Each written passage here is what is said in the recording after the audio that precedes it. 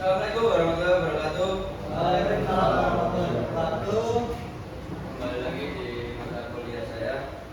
Kali ini berbeda ya sama yang sebelumnya. Materinya yang saya bawakan adalah materi sistem rem kendaraan.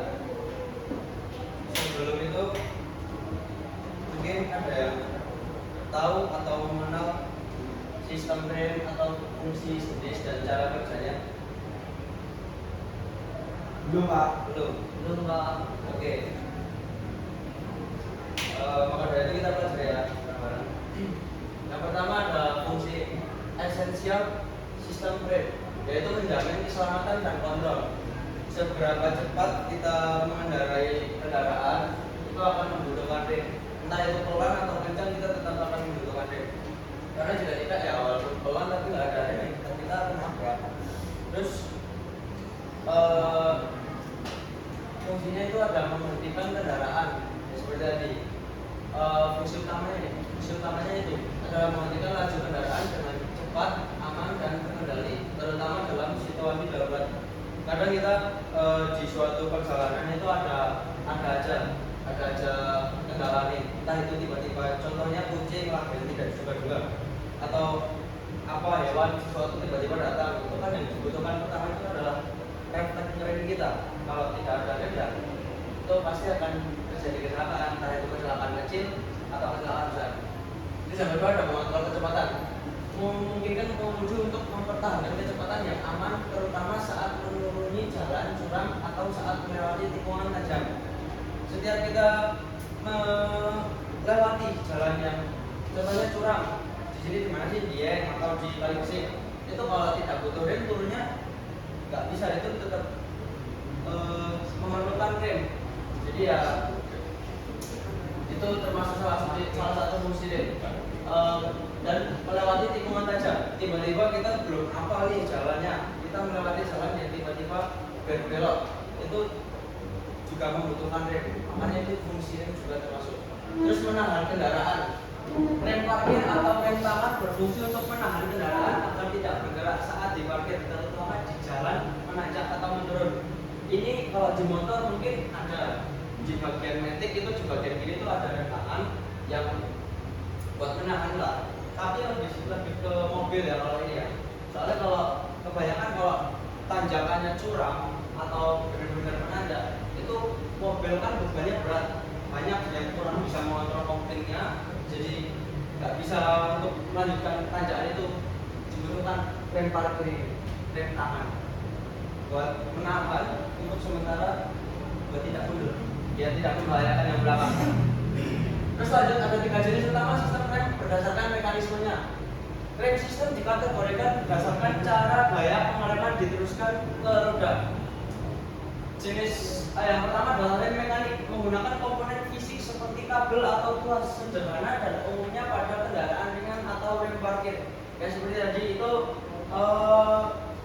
rem yang menggunakan kabel ya, seperti rem motor, rem mobil, rem tangan yang pada mobil itu termasuk rem mekanik. Terus ada rem hidrolik, menggunakan tekanan cairan rem fluida untuk mentransfer gaya dari pedal ke rem lebih responsif dan kuat. Ini biasanya ada di tabung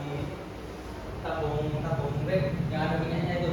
Terus ada yang ketiga rem pneumatik atau angin, menggunakan tekanan udara mapat, wajib digunakan pada saat kendaraan berat seperti truk dan bus yang memerlukan gaya pengereman masif.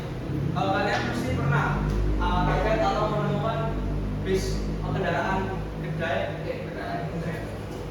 gede yang kadang tiba-tiba bunyi ses gitu ya. Nah ini termasuk rem pneumatik, itu rem yang benar-benar dibutuhkan untuk kendaraan beban yang berat. Terus ada detail sistem rem mekanik. Prinsip kerja dan aplikasi rem mekanik bekerja dengan menarik kabel yang secara langsung mengeremkan sepatu rem untuk bergesekan dengan tromol atau cakram. Contoh klasiknya tuh rem tromol mekanik pada sepeda motor atau rem parkir mobil. Ya kalian pernah lah nemuin motor-motor ya. Mungkin kebanyakan motor zaman sekarang menggunakan cakram. Motor zaman dahulu kebanyakan pakai rem tromol. Terus ada penyambungnya, kabel rem menghubungkan pedal atau tuas rem ke mekanisme sepatu rem. Rem mekanik sangat bergantung pada penyetelan kabel yang tepat menjadikan kurang ideal untuk pengereman utama pada kendaraan berkecepatan tinggi. Sebenarnya lebih efektif rem cakram sih, lebih responsif. Kalau trauma tuh dibandingin sama cakram tuh lebih pakeman cakram lah. Tapi kalau cakram tuh ada biasanya. Biasanya kalau di turunan semakin sering digunakan dia akan panas dan memuai dan bisa kelos. Dia direm ntar blok. Terus kelebihan dan kekurangan. Kelebihan desain sederhana dan biaya produksi itu yang rendah. Desainnya sederhana, tapi fungsinya bisa menyelamatkan taruhannya nyawa juga sih. Kalau misal berada ya kecelakaan di manapun itu lebih rentan terjadi.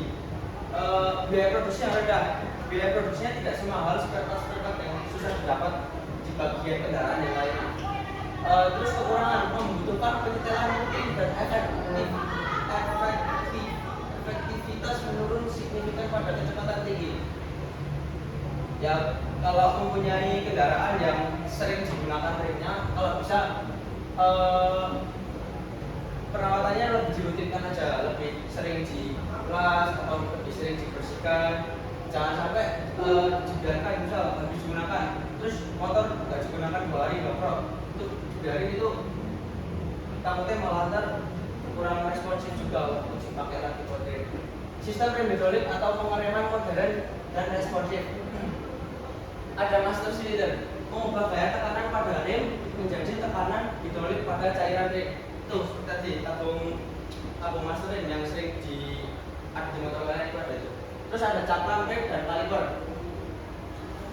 Cakram berputar dengan roda dan kaliper menekan kapas rem ke cakram menggunakan tekanan hidrolik. Ya ini yang termasuk rem cakram tadi. Terus ada cairan rem atau brake fluid medium tak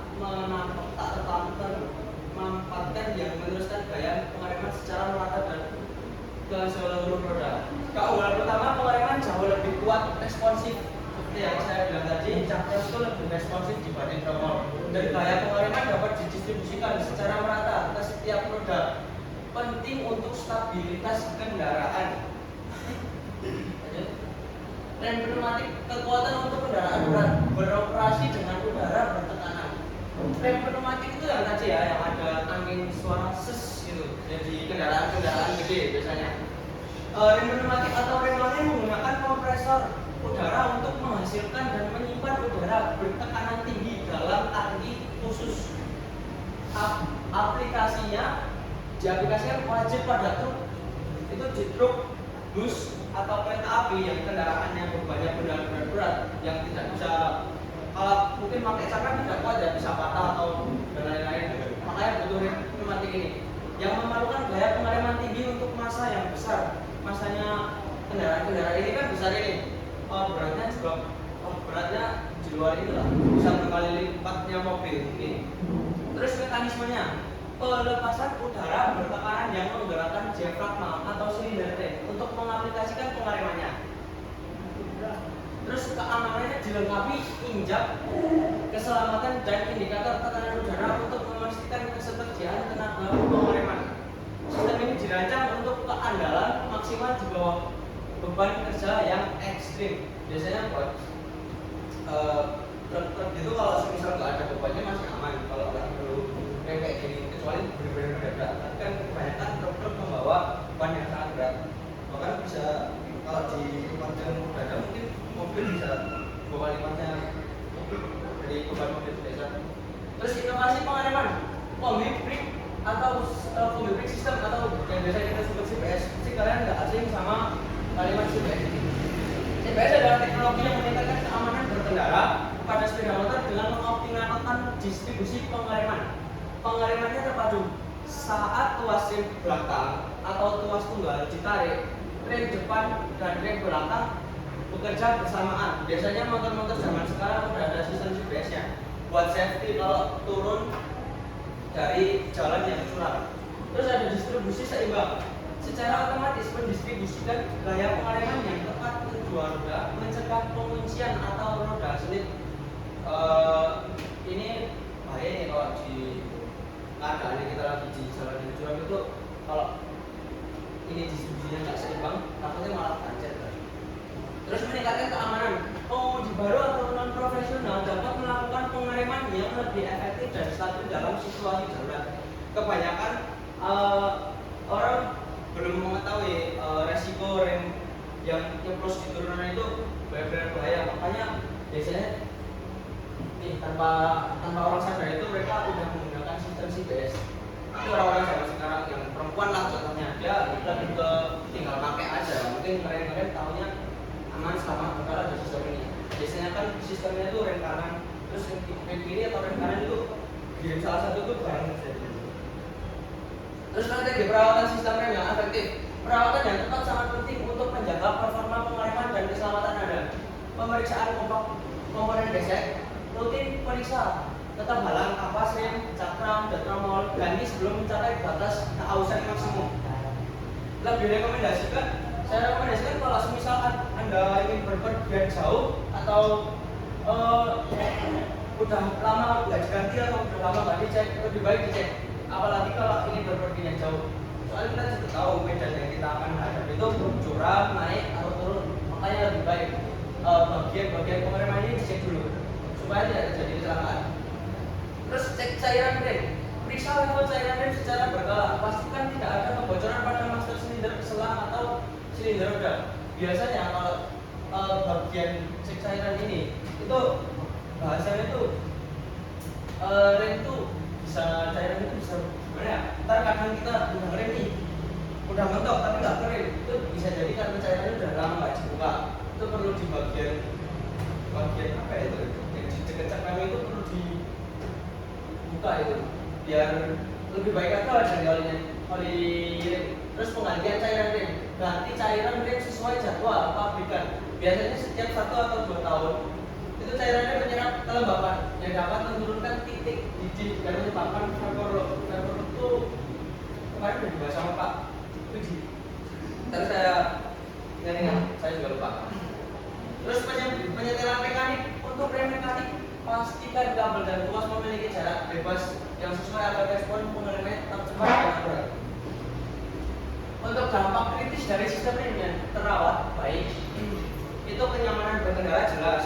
Kita menggunakan kendara yang perawatan remnya rutin ganti cairannya, terus sering dicek. Terus pengeremannya halus, bebas dari getaran atau bunyi berjejit yang mengganggu. Biasanya kalau lama nggak dibuka, terus kita dilalai waktu itu musim hujan, biasanya motor kita bunyi cicit, nah itu kurang nyaman juga. Makanya kenyamanan berkendaraan juga termasuk di dampak kritisnya.